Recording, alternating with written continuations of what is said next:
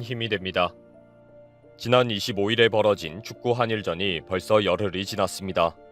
한국은 다시 일상으로 돌아왔습니다. 그러나 일본은 오늘까지 단 하루도 쉬지 않고 한일전에 대한 기사로 도배를 하고 있습니다. 어떻게 한국을 3대 0으로 또 이길 수 있었는지 기쁨을 계속 되새김질하고 있습니다. 지난 10년 전 삿포로에서 3대 0으로 이겼는데 이번에도 3대 0으로 이겼으니 한국에서 후쿠시마 참사라고 부르고 있다면서 좋아 죽습니다. 한국과 시합을 하기 전에는 마우스피스를 껴야 한다. 팔꿈치 전쟁은 한국이 혹시 이길 수도 있겠다. 엠블럼 호랑이가 이제 고양이처럼 보인다. 등의 조롱을 하면서 매일 행복해 죽습니다. 도대체 왜들 이럴까 생각이 들 정도로 연일 자화자찬에 빠져있는 일본 이야기입니다. 25일 한일전이 끝난 후에 일본에서는 며칠 동안 수많은 기사들이 쏟아졌습니다. 팔꿈치 공격을 용서했다부터 시작해서 이강인 선수가 분통을 터뜨리며 눈물을 흘렸다까지 수많은 자화자찬 기사들이 도배를 했습니다. 얼마나 좋으면 이 정도로 라고 할 정도로 기사를 쏟아냈는데도 부족한지 아직도 한일전 기사는 끝나지 않고 있습니다. 한일전이 끝난 지 열흘이 지난 지금까지도 자화자찬으로 놀고 앉아있는 일본의 모습이 불쌍하게 보이기까지 합니다.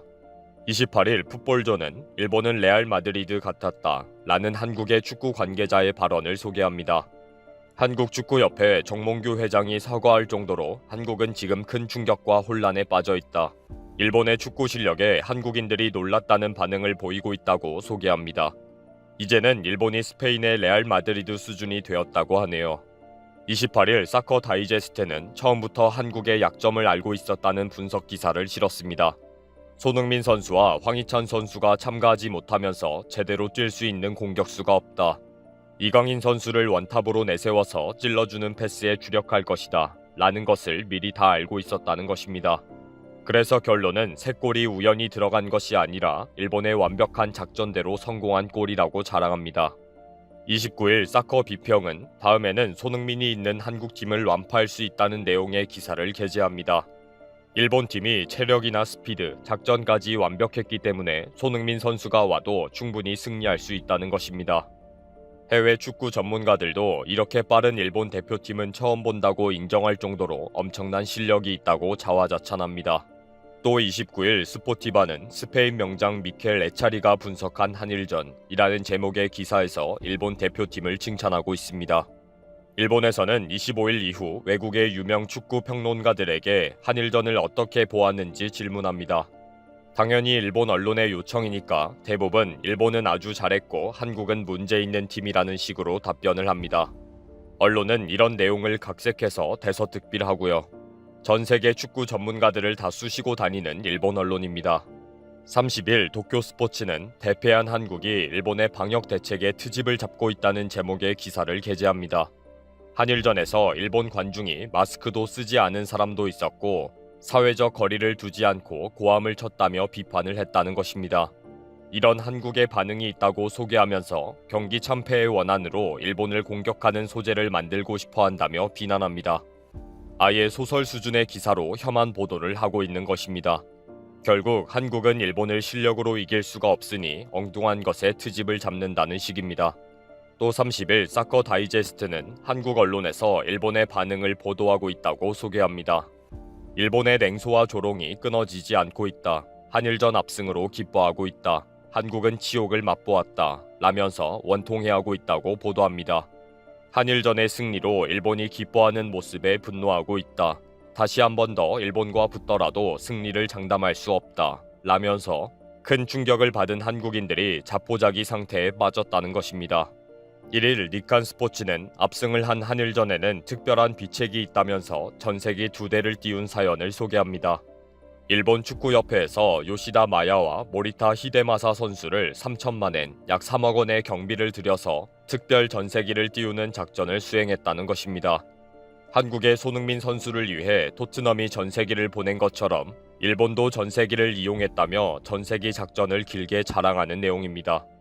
1일 도쿄 스포츠는 한국에서 일본은 정말 강하다. 한국이 뛰어나다는 생각을 이제는 버려야 한다. 라는 자성의 목소리가 높아지고 있다고 소개합니다. 그리고 일본의 실력은 솔직히 인정해야 한다며 축구 관계자들이 고백했다고 합니다. 한국의 축구 감독과 관계자들에게 인터뷰 요청은 계속하고 있습니다. 황선홍, 홍명보, 안정환의 인터뷰 내용은 이미 일본 언론에 수차 보도되었을 정도입니다. 물론 내용은 일본은 뛰어난 실력이다, 한국팀은 무기력했다, 일본팀은 이제 두려운 상대이다 라는 천편일률적입니다. 21사커 다이제스트는 이제 일본의 선입견을 버려야 한다며 한국이 큰 충격을 받았다고 소개합니다. 한일전에서는 머리에서 피를 흘리고도 미친 듯이 달리던 한국은 이제 없다며 한국인들이 원통해하고 있다고 소개합니다.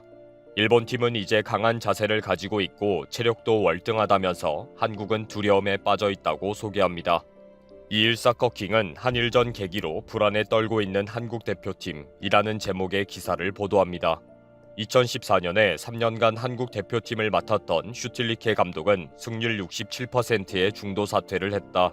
그런데 벤투 감독은 16승 8무 4패, 승률 57%를 기록하고 있다.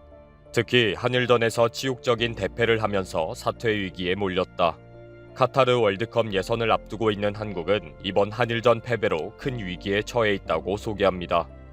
한국 대표팀은 문제투성이기 때문에 벤투 감독이 팀을 회복시킬 수 있을지 의문이라고 마무리합니다.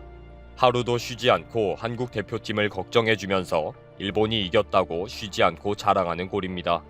또 2일 풋볼존은 벤투 감독의 작전 실패를 지적한 한국의 기사에서 한국팀은 체력과 속도를 기반으로 하는 피지컬 팀이기 때문에 벤투의 정교한 쇼패스 중심의 작전을 소화하지 못한다고 보도합니다.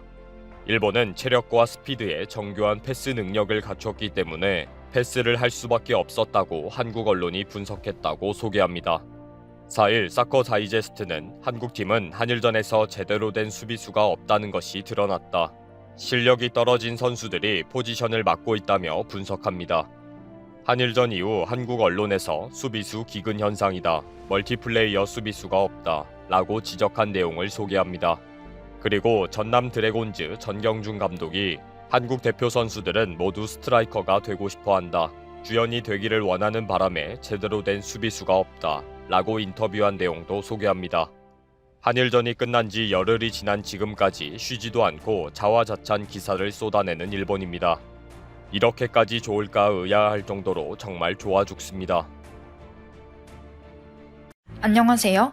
깡통거리입니다. 중국이 PPL로 동북공정을 하려고 했는데 오히려 역효과가 났습니다. 요즘 중국은 김치도 모자라 비빔밥, 삼계탕에 이탈리아의 피자까지 모조리 자기네 거라고 우기고 있습니다. 그런데 중국이 한국 드라마에 PPL을 넣어 오히려 해외 네티즌들에게 역풍을 당한 일이 있었습니다. 최근 TVN에서 방영되는 드라마 빈센조에서 전여빈이 송중기에게 비빔밥 도시락을 건네는 장면이 나왔습니다. 그런데 해당 도시락 포장지에는 분명 비빔밥이라고 한글로 표기됐는데 이상하게도 중국어도 떡하니 바로 위에 표기되어 있었습니다. 알고 보니 이 비빔밥 도시락은 중국 기업 제품이었고 중국이 PPL로 이 제품을 드라마에 내보냈다는 사실이 드러났습니다. 네티즌들은 시청자 게시판에 항의하기도 하고 드라마에서 비빔밥을 먹은 송중기와 관련해 악플을 달기도 했습니다. 하필 비빔밥을 PPL로 봤냐? 차라리 그냥 대놓고 중국 음식을 먹어라 등 여러 비난 의견이 쇄도했습니다. 실제로 한국 드라마에서 대놓고 PPL로 중국 음식을 먹는 장면이 나온 적이 있습니다. 지난 1월 방영된 드라마 여신강림 7화에서는 주인공들이 인스턴트 훠궈를 먹는 장면이 나왔습니다. 그러자 해외 커뮤니티 레딧에서는 훠궈가 한국 음식이라는 주장이 나왔습니다. 한 외국 네티즌은 한국 애들이 훠궈를 먹던데 중국이 지금까지 훠궈가 자기네 음식이라고 날조한 거였냐? 라며 중국을 비난하는 글을 게재했습니다. 그동안 중국의 이미지가 전 세계적으로 짝퉁, 날조 등으로 얼마나 안 좋았는지를 보여주는 사건이죠. 한국 네티즌들은 이참에 우리도 훠궈가 한국 것이라고 우기자, 훠궈는 한국 음식이 아니라 중국이 PPL한 것이라고 적극 홍보해서 중국의 민낯을 까발리자 등 여러 의견을 남겼습니다. 여신강림에서는 훠궈뿐만 아니라 버스 정류장에 걸린 중국 기업의 광고판까지 노골적으로 등장했습니다. 중국 자본이 엄청나게 들어갔기 때문인데 이 당시 중국 네티즌들은 마치 중국 드라마를 보는 것 같다며 환호했습니다. 요즘 인터넷상에서 떠들썩하게 중국의 동북공정 문제가 거론되는 가운데 중국의 날조 시도에 대노하면서 각잡고 한국의 역사를 제대로 구현한 드라마가 있습니다. 킹덤의 김성훈 감독과 김은희 작가는 소풍 사건과 관련해 한 매체와 인터뷰를 했습니다. 김성훈 감독에 따르면 넷플릭스 측에서 처음에 포스터 컨셉 아트를 짜왔는데 소품이 죄다 일본, 중국 것이었다는 겁니다. 넷플릭스에서 한중일의 차이를 제대로 인식하지 못해서였죠. 두 감독은 이를 갈고 각 잡고 제대로 한국 설정을 구현했습니다. 당시 금군이 착용한 갓, 용복 등 복식과 금군이 착용한 검, 환도의 폐용법을 훌륭하게 구현한 겁니다. 특히 김은희 작가는 인속촌에 직접 가기도 하고 대동여지도를 하나하나 살펴보며 킹덤 속 가상마을을 실감나게 구현했습니다. 네티즌들은 킹덤을 언급하며 제작자 마인드가 하늘과 땅 차이다. 소품실에서 아무거나 집어와도 조선시대 소품일 확률이 무척 높은데도 불구하고 어디서 구해왔는지도 모르는 중국 것으로 채웠다는 것은 절대로 실수라고 볼 수 없다 등 여러 의견을 내놨습니다.